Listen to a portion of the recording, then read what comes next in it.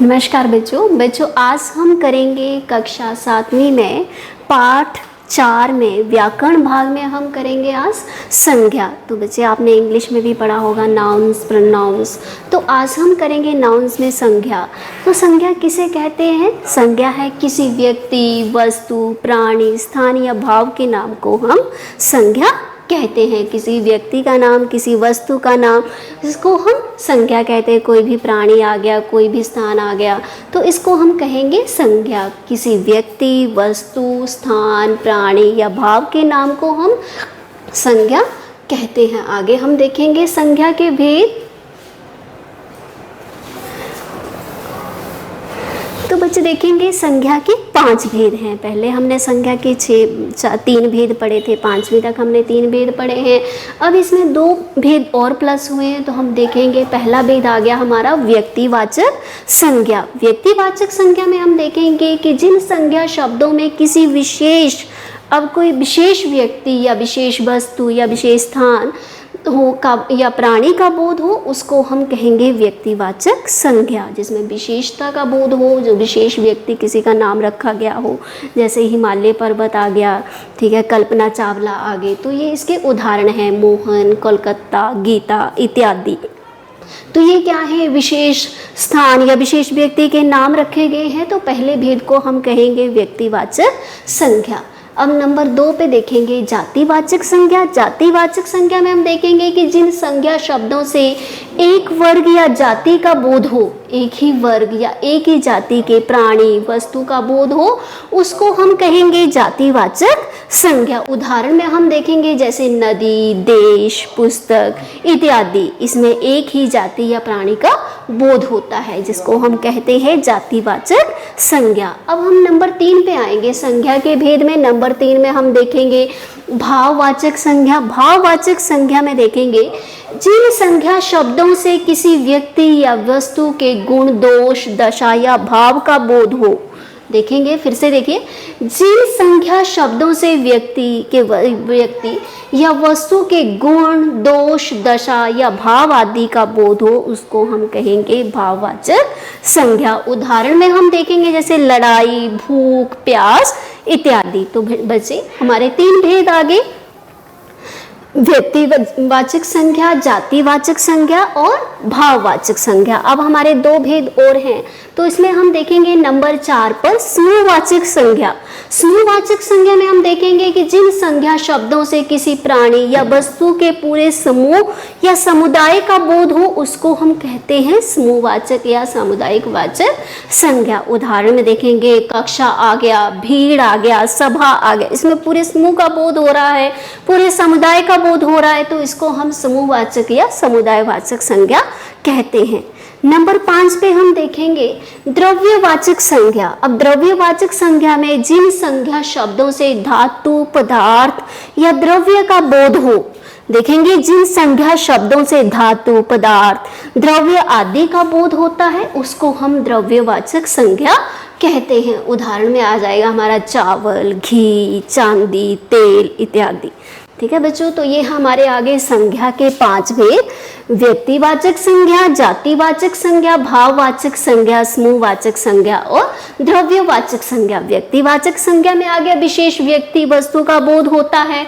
जातिवाचक में आ गया जिसमें एक ही वर्ग के जाति या प्राणी का बोध हो। भाववाचक में जिसमें गुण, दोष, दशा या भाव का बोध हो। समूहवाचक में जिसमें एक ही वर्ग या समूह का बोध हो। और द्रव्य में जिसमें धातु, पदार्थ, द्रव्य आदि का बोध हो, उसको हम कहते हैं द्रव्यवाचक संज्ञा। तो ये हमारे आगे 5 भेद संज्ञा के। आगे हम देखेंगे नाउन्स के बाद हम चलते हैं प्रोनाउंस में, सर्वनाम में।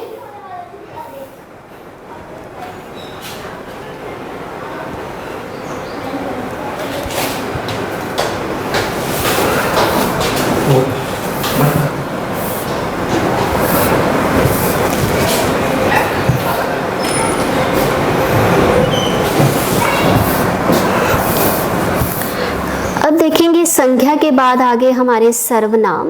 तो सर्वनाम क्या है? जो शब्द संज्ञा शब्द के स्थान पर प्रयोग होते हैं, जो शब्द संज्ञा शब्दों के स्थान पर प्रयोग होते हैं उसको हम कहते हैं सर्वनाम। जैसे मैं, तुम, वह, यह आदि। तो सर्वनाम कौन से आगे, जो संख्या के स्थान पर प्रयोग होते हैं। तो सर्वनाम के भी आगे बच्चों 6 भेद हैं।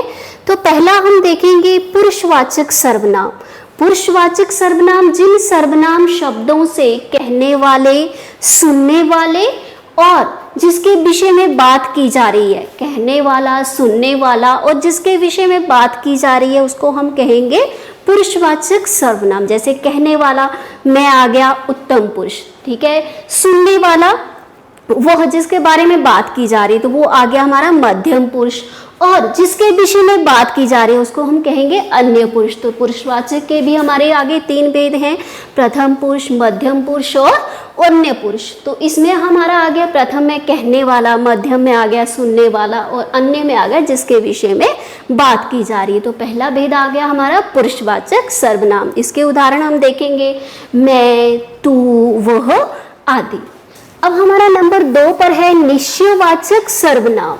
निश्चयवाचक सर्वनाम जिन सर्वनाम शब्दों से किसी निश्चित वस्तु या व्यक्ति का बोध हो, ठीक है बच्चों। हमारा दूसरा भेद आ गया सर्वनाम का, निश्चयवाचक सर्वनाम जिन सर्वनाम शब्दों से निश्चित वस्तु या व्यक्ति का बोध हो उसको हम कहते हैं निश्चयवाचक सर्वनाम। जैसे फॉर एग्जाम्पल हमारा आ गया उदाहरण के तौर पर हम देखेंगे यह, वह, वे आदि, ठीक है।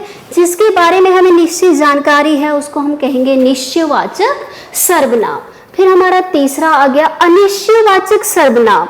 अनिश्चयवाचक सर्वनाम वे सर्वनाम आए जिनके बारे में निश्चित वस्तु या व्यक्ति का बोध ना हो। निश्चय का अपोजिट आ गया हमारा विलोम शब्द आ गया अनिश्चय।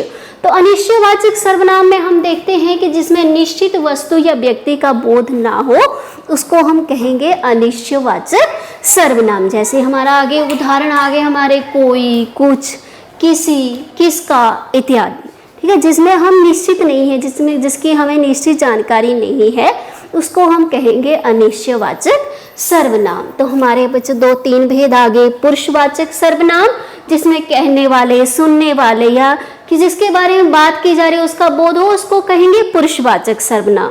दूसरा हमारा आ गया निश्चयवाचक सर्वनाम। तो निश्चयवाचक सर्वनाम है जिसमें निश्चित वस्तु या व्यक्ति का बोध हो। तीसरा आ गया अनिश्चयवाचक सर्वनाम जिसमें निश्चित व्यक्ति या वस्तु का बोध ना हो। अब हमारा नंबर 4 भेद आ गया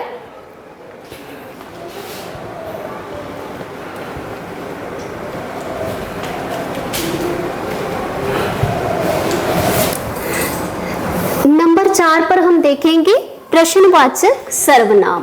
नंबर 4 पर आ गया प्रश्नवाचक सर्वनाम जिन सर्वनाम शब्दों का प्रयोग प्रश्न पूछने के लिए किया जाता है। अभी बच्चों हमने 3 भेद पढ़े, पुरुषवाचक सर्वनाम, निश्चयवाचक सर्वनाम, अनिश्चयवाचक सर्वनाम। तो उसके बाद नंबर 4 पर आ गया हमारा प्रश्नवाचक सर्वनाम। तो नंबर 4 पर प्रश्नवाचक सर्वनाम में जिन सर्वनाम शब्दों का प्रयोग प्रश्न पूछने के लिए किया जाता है। जैसे उदाहरण के तौर पर हम देखेंगे कौन, किसका, क्या, क्यों। तो ये आ गए हमारे प्रश्नवाचक सर्वनाम। फिर हमारा नंबर 5 पर आ गया संबंधवाचक सर्वनाम। संबंधवाचक सर्वनाम में हम देखेंगे जो सर्वनाम शब्द वाक्यों में किसी दूसरे सर्वनाम से संबंध बताते हैं। वे सर्वनाम शब्द जो वाक्य में किसी दूसरे सर्वनाम से संबंध बता रहे हैं उसको हम कहेंगे संबंधवाचक सर्वनाम। जैसे जो, जिसका, जिसको, ठीक है। तो ये आ गया हमारा संबंधवाचक सर्वनाम। अब हमारा नंबर 5 आ गया, नंबर 6 भेद है हमारा निजवाचक सर्वनाम। निजवाचक सर्वनाम में हम देखेंगे जिन सर्वनामों का प्रयोग वाक्यों में अपने आप या स्वयं के लिए किया जाए उसको हम कहेंगे निजवाचक सर्वनाम। जैसे हमारा उदाहरण के तौर पर आ गया खुद, अपना, आप इत्यादि। तो बच्चों सर्वनाम के हमने 6 भेद पढ़े, पुरुषवाचक सर्वनाम, निश्चयवाचक सर्वनाम, नंबर 3 आ गया अनिश्चयवाचक सर्वनाम, नंबर 4 पर हमने पढ़ा प्रश्नवाचक सर्वनाम, नंबर 5 संबंधवाचक सर्वनाम और निजवाचक सर्वनाम। धन्यवाद।